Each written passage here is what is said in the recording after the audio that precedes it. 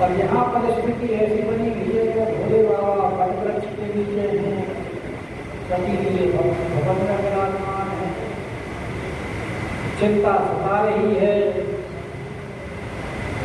कि अब हमारा ये कष्ट हमारे ऊपर आया है, कैसे इससे छुटकारा पाया जाए।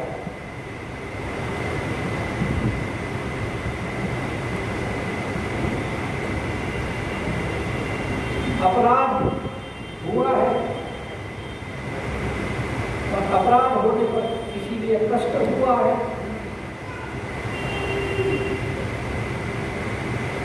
लेकिन इस बात को बहुत कम लोग स्वीकार करते हैं।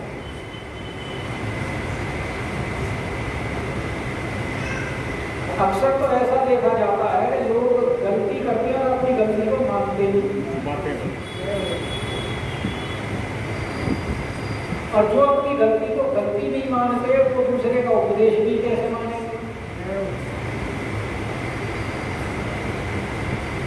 और जब तक अपराध स्वीकार नहीं किया जाएगा तब तक उस अपराध के प्रति ग्लानि उत्पन्न नहीं होगी।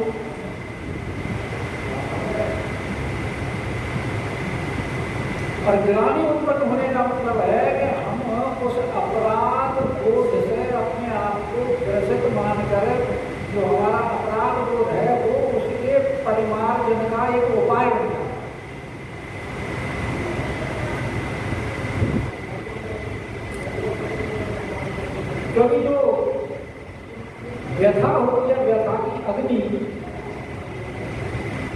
वो उस पाप को धीरे धीरे धीरे धीरे जलाती रहे।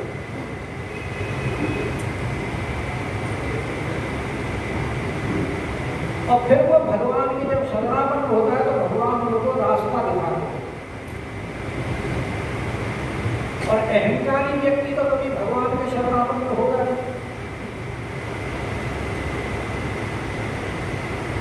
लेकिन यहाँ सती जी ने ये बहुत अच्छा किया कि जब उनके मन में बहुत ज्यादा गिलानी हुई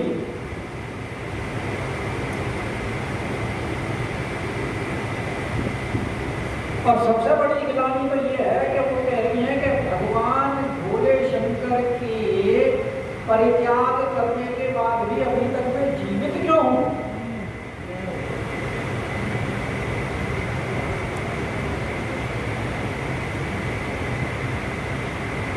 अब इस दुख से छुटकारा कौन दिलाए? तो जिसके प्रति अपराध हुआ है उसी की शरण में जाए बिना उस दुख से छुटकारा होना संभव नहीं। इसलिए वो भगवान श्री राम की शरण में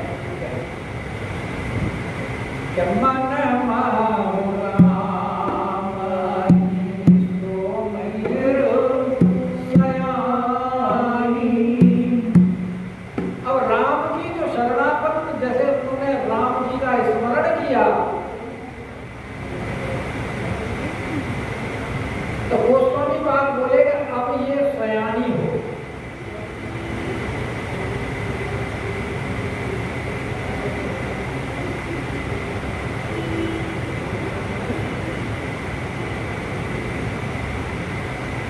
क्योंकि जो सब आस भरोसे को छोड़ करके भगवान के शरणापन्न हो जाए वही सयानी।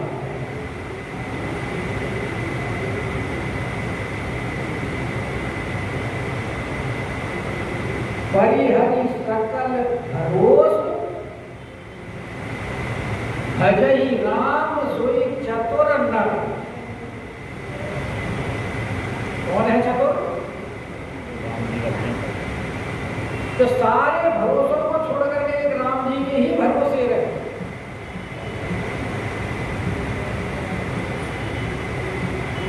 क्योंकि बाकी जितने और भरोसे हैं वो अपनी अपनी सामर्थ्य के अनुसार ही आपकी सहायता कर सकते हैं। तो जो सर्वसमर्थवान है उसकी शरण में क्यों ना जाया जाए? इधर उधर भटकने से लाभ क्या?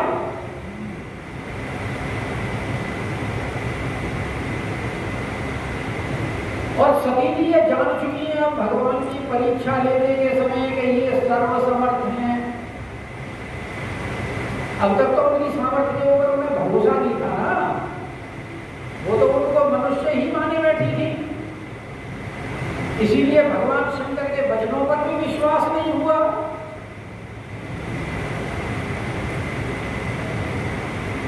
इसीलिए तो मन में वो सोच कर ली है कि पुण्य पति वचन नशा करी जाना।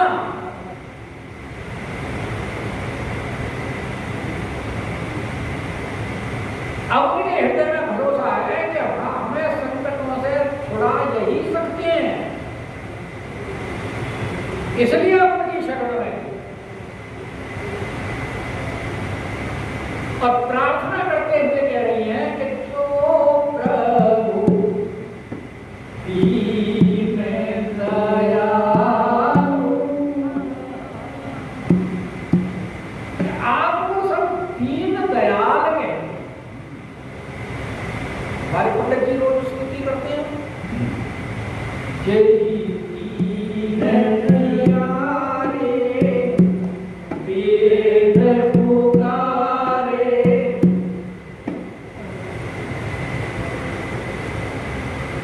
और कह रहे हैं वेद सब ऐसा ही कहते हैं कि आपको तीन ज्यादा और मेरे जैसा तीन और मेरे से फालतू कौन होगा? जिसके पति ने उसका त्याग कर दिया हो उससे ज्यादा और दीनता क्या होगी? इसलिए अपनी दीनता का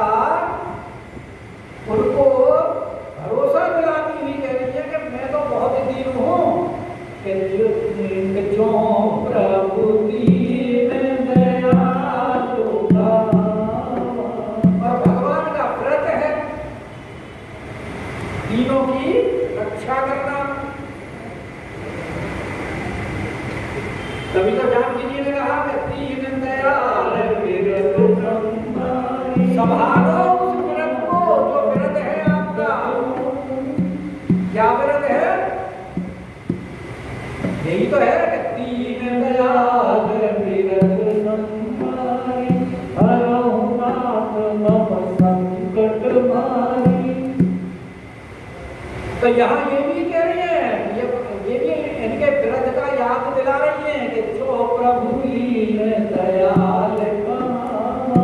और ये भी वेदों का ही प्रमाण कर रही है कि आरती हर वेद जसुआ तो मैं विनय करऊं कर जोई छूटऊं।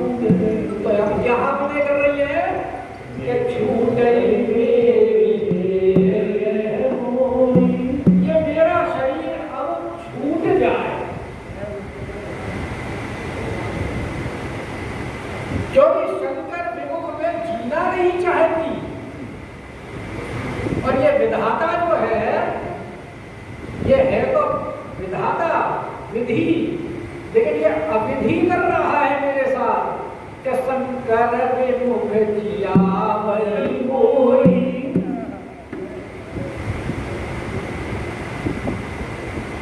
जब मैं शंकर विमुख हो चुकी हूं तभी तो मेरा परित्याग हुआ, और अब मुझे मारता भी नहीं है। इसलिए कह रही है कि छूट ही मोरी। इसलिए कह रही है मैं तुरंत शरीर को छोड़ना चाहती हूँ, छूट ही देगी। यानी दुख जो है अब इतना है, इतना भारी दुख हो गया है कि अब मैं जीना चाहती नहीं।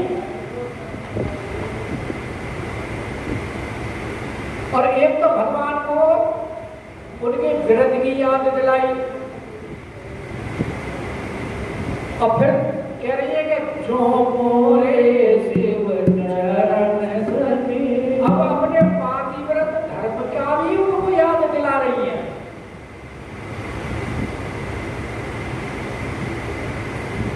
क्योंकि भगवान को पतिव्रता बहुत प्रिय है।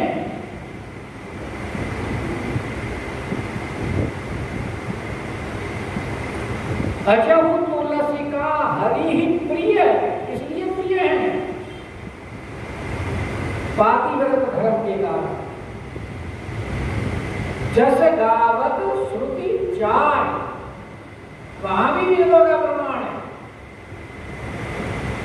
और वो कह रही है अगर मैं भी पतिव्रता हूं कि जो मोरे शिव चरण सदेहु, तो मन कर्म वचन सत्य व्रत देहु। और मेरा ये जो व्रत है पातिव्रत, वो अगर मन कर्म और वचन तीनों प्रकार से सत्य है, क्योंकि क्रियाएं तीन प्रकार से ही होती हैं, मनसा वाचा और कर्मणा। तो अपने पातिव्रत धर्म का प्रमाण प्रस्तुत कर रही है। कर्म में कर्म वचन सत्य व्रत देहु। तीनों प्रकार से अगर मैं आचरण से पतिव्रता हूं और मेरा प्रतिकरण सत्य है, तो समदर्शी सुन ले प्रभु। अब भगवान का संबोधन देखो कितना सुंदर किया है सती जी ने। समदर्शी, आपको कुछ कहने की आवश्यकता नहीं है।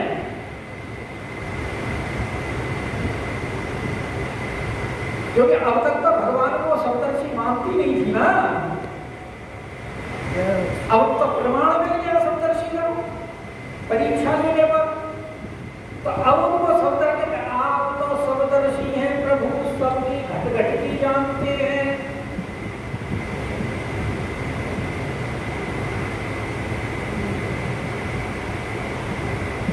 इसीलिए भगवान के सामने जाओ तो कभी कुछ मांगो।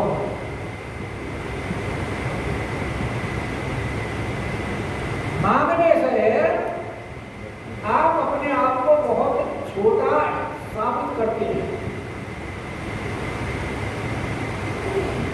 पहली बात तो यह है कि जरूरी नहीं है कि आपकी मांगने वाली वस्तु आपको मिले, जिससे भगवान के प्रति आपके अंदर उस भावना में कमी आएगी।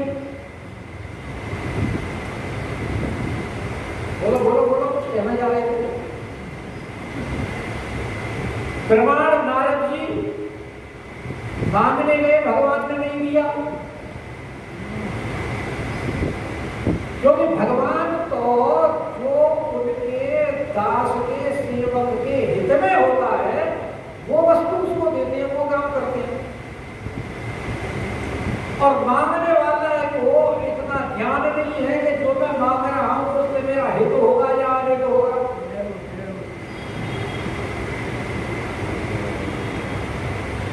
और दूसरी बात ये कि भगवान से आप जो मांगोगे तो अपनी बुद्धि के सामर्थ्य के अनुसार मांगोगे, और उसकी बुद्धि के सामने हमारी बुद्धि है कितनी।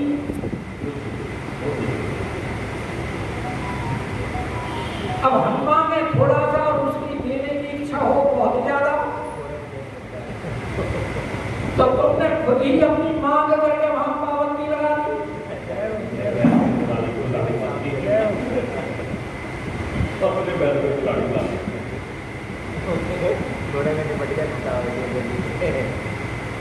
भगवान सोचेंगे अच्छा हुआ ये मुझे में नहीं बढ़ रहा है।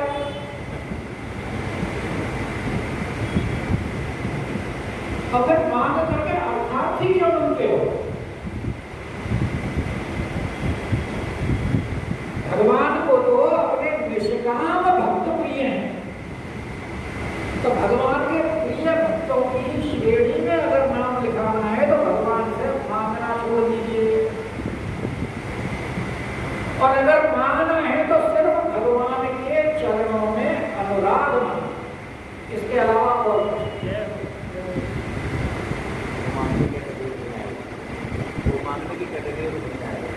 वो मांगने की कैटेगरी, क्योंकि भगवान से भगवान को ही मांगो और कुछ मांगने की जरूरत ही नहीं। अगर भगवान को तुमने भगवान से मांग लिया और भगवान मिल गए तो फिर लेना ही क्या रह गया।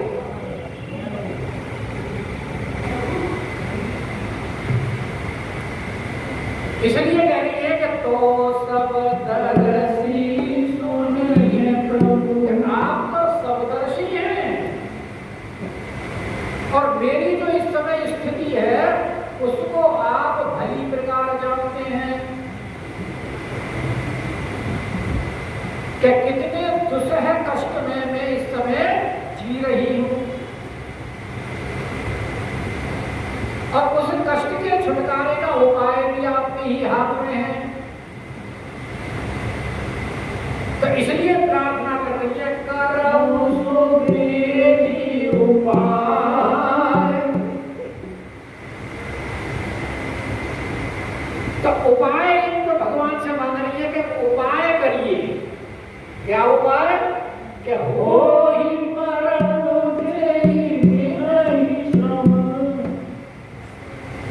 और दूसरी वस्तु क्या मांगी है? मरना। कि प्रभु एक तो मेरी इस शरीर से छुटकारा दिलवा दो, क्योंकि अब भगवान की प्रेरणा से ये सभी की जान चुकी हैं कि इस शरीर से अब भोले बाबा के साथ में हमारा मिलन नहीं होगा। कि यही तन सती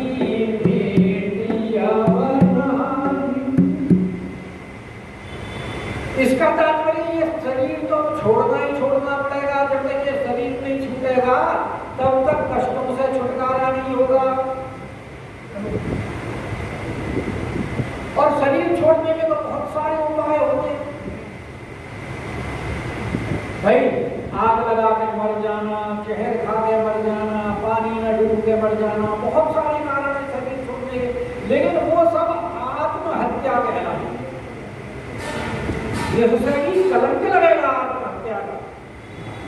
और क्योंकि मैं ऐसा कोई कलंक अपने ऊपर चाहती नहीं, तो इसलिए मुझे उपाय बताइए जिससे कि मैं ये शरीर भी छोड़ दूं और और मेरे ऊपर कोई कलंक भी ना लगे।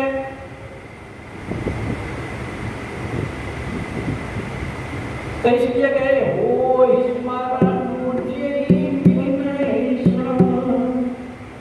इसीलिए तो महादेव दक्षी यज्ञ में जाकर फिर भगवान ने कैसी प्रेरणा करी और कैसा सुगम उपाय बताया, कहाँ जाकर के शरीर पर छुड़वाया, मगर तुम्हें अब आत्महत्या से चिंता करने की जरूरत नहीं। जो यहाँ कह रही है ना बिना ही श्रम और ये शरीर जब तक छूटेगा नहीं तब तक ये विपत्ति जाएगी नहीं, इसलिए शरीर को त्यागना ही त्यागना पड़ेगा। तो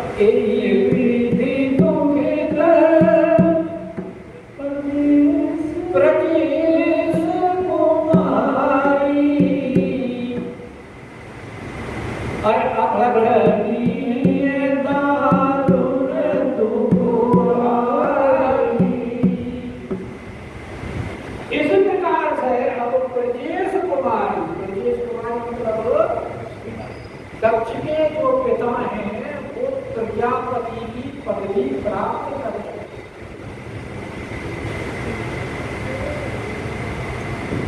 प्रजापति का तात्पर्य कि जो प्रजा को बढ़ावे,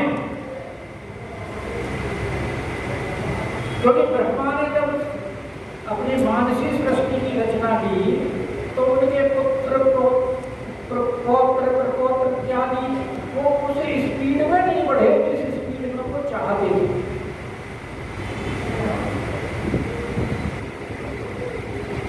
तो फिर उन्होंने कहीं वर्णन आता है कि 10 प्रजापति और बनाए, कहीं और वर्णन आता है कि 24 प्रजापति और बनाए। वो प्रजापति इसलिए बनाए कि प्रजा के ये वृद्धि करें। तो यहाँ दक्ष भी प्रजापति बने हैं, इसलिए अब संबंध किसके साथ में पति ने जब परित्याग कर दिया तो भोले बाबा से तो संबंध है नहीं अब। और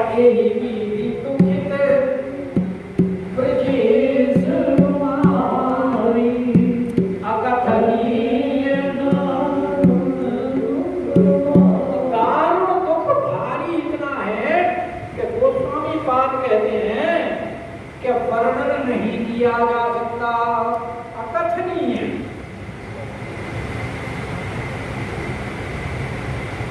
और अकथनीय गोस्वामी जी कह रहे हैं कि हम कैसे वर्णन करें जब सती जी ही स्वयं अपना वर्णन नहीं कर सकती।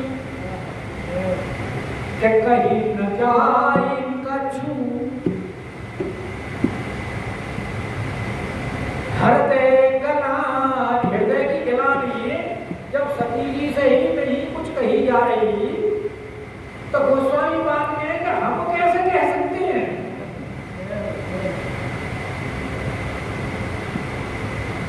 इसलिए कह रहे हैं अकथनीय दारुण दुख भारी, भारी दारुण दुख है। और इसीलिए वो प्रार्थना कर रही है। और इतने में क्या हुआ कि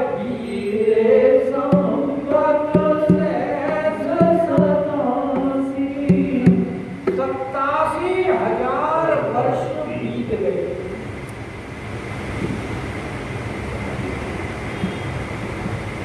ततगी समाधि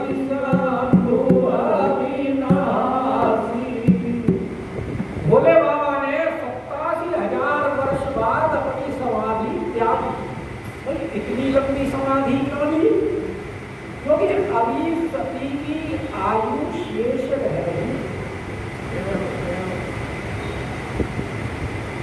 इसलिए जब आयु समाप्त होने का समय आया तब उन्होंने अपनी समाधि त्यागी। नहीं तो लागी समाधि अखंड अखंड अपार समाधि 87,000 में क्यों छूट गई? इसलिए छूट गई कि भोले बाबा ने जान लिया कि अब इनका समय आ गया है। तो इसीलिए तजी समाधि अविनाशी है ना भोले बाबा। और सती जी है नाशवान। शंकर भगवान है अविनाशी, और अविनाशी किसके बल पर है? राम के नाम के बल पर। इसीलिए समाधि को तोड़ते ही भगवान कृष्ण ने क्या कहा? राम नाम अपने भोले बाबा राम राम राम राम कहने लगे। देखिए भगवान शंकर अपना एक भी मतलब क्षण जो है बिना भगवान के नाम के व्यतीत नहीं करते हैं। जब परीक्षा लेने गई सती जी तब वट वृक्ष के नीचे राम नाम जपने लगे। परीक्षा लेकर आई तो अपने कथा पर प्रारंभ कर दी सुनानी, और फिर आए तो फिर समाधि में चले गए, और अब उठे तो फिर राम नाम जैसे हमारे विभीषण जी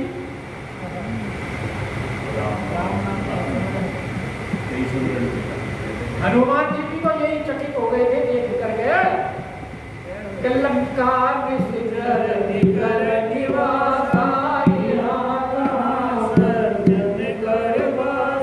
जो उन्होंने जब देखा ना रामायुधयं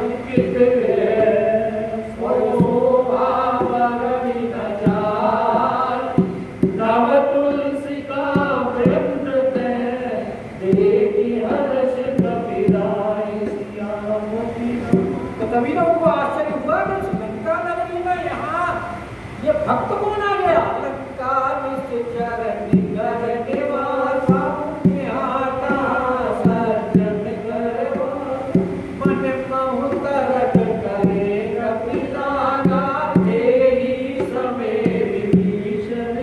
और जागते ही विभीषण ने भी क्या किया?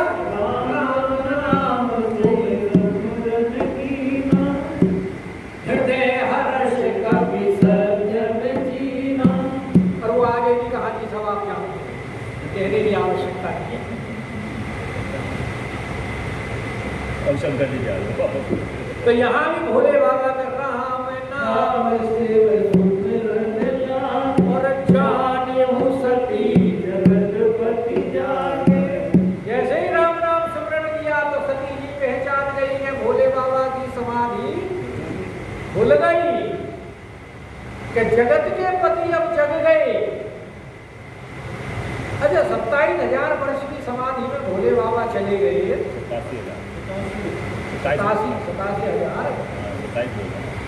87,000 वर्ष की समाधि जब चले गए तो ये बाद में भगवान की रणलीला वगैरह जो हुई इनको भोले बाबा ने कब देख लिया?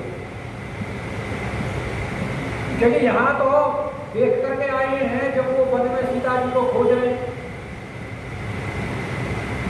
और उसके बाद में फिर युद्ध वगैरह भी हुआ है।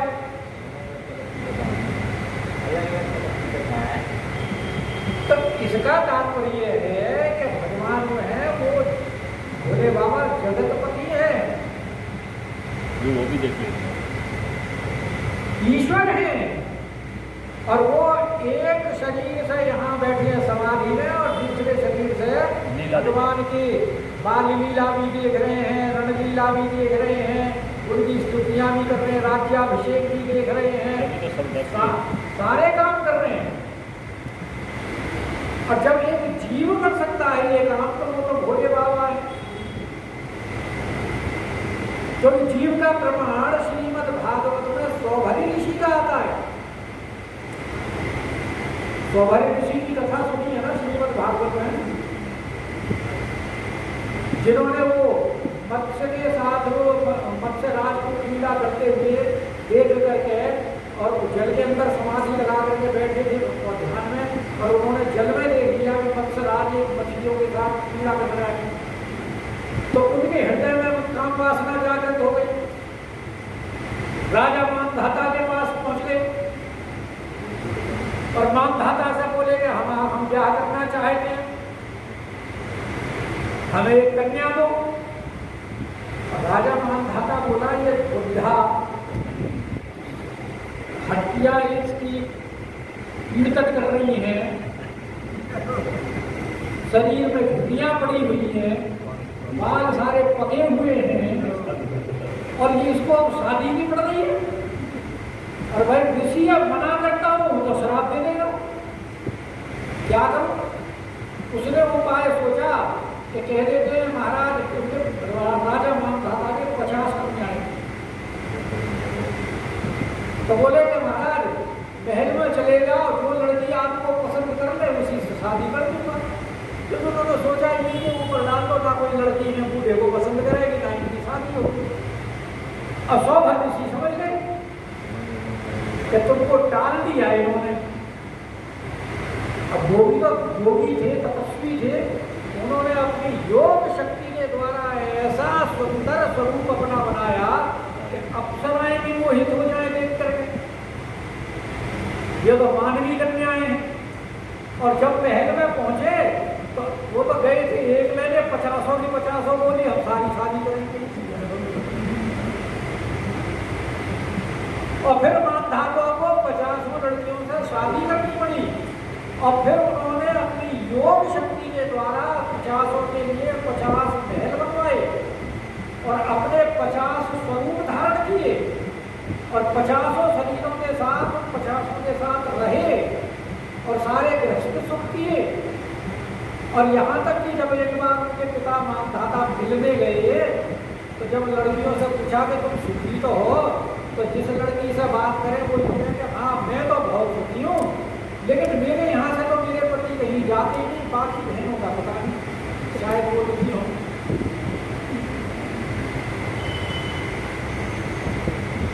तो भाई जब एक जीव ऐसे करता तो ये तो भोले बाबा है, इसलिए जाने वो सती जगत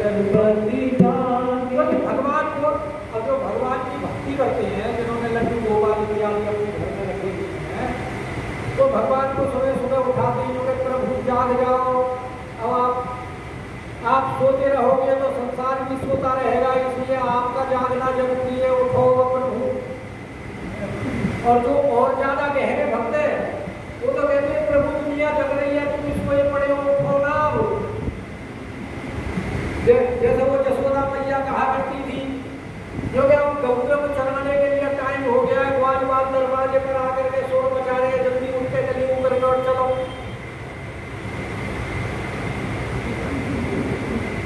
तो जाने वो सती जगत, अब ये जगतपति है ना भोले बाबा, वो जानते हैं कि जगतपति जाग गए। और जाई संभुवत जाई शब्द से ये सिद्ध हो गया कि भोले बाबा बड़ वृक्ष के नीचे और वो भवन में, लेकिन ज्यादा दूर नहीं है, क्योंकि उनकी सेवा का ध्यान हमेशा रखती है, इसलिए भवन से निकल गया भोले बाबा के पास बड़ वृक्ष के जाई संभुवत और अपने पातिव्रत धर्म का पूरा पालन कर रही है। जाते ही उन्होंने जग गए चरणों में प्रणाम किया, लेकिन उन्होंने जैसे ही अपने पातिव्रत धर्म का पालन करते हुए प्रणाम किया, भोले बाबा को भी अपना प्रण याद आ गया। बोले अरे कहीं ये बराबर में ना आकर के बैठ जाए वाम भाग में, तो सन्मुख संगरे आसन, तुरंत ही उन्होंने क्षण नहीं लगाया, सामने आसन दे दिया, क्योंकि बैठो, क्योंकि वाम भाग में तो बिठा नहीं सकते, और सामने माता को आसन दिया जाता है। जीव का भी आसन जो है भगवान के सामने ही होता है कि सन्मुख हो जीव कोई जन्म को लिया तो जीव का भी सन्मुख होना प्रभु के धर्म है। तो इसलिए भगवान शंकर ने सन्मुख आसन कर, अब ये नहीं कह सकते जो उन्होंने सीता का भाव धारण करके माता का रूप मान करके और उनको इसलिए सामने आसन दिया, क्योंकि माता को भी सामने ही आसन दिया जाता है। लेकिन अगर माता मानते उनको तो फिर तो उनको स्वयं भोले बाबा ने वंदन करना पड़ता, प्रणाम करना पड़ता, लेकिन ऐसा ही किया क्योंकि उनको त्याग दिया है, इसलिए उनको सन्मुखा अपने प्रण को याद कर लगे कहने हरि कथा और अपने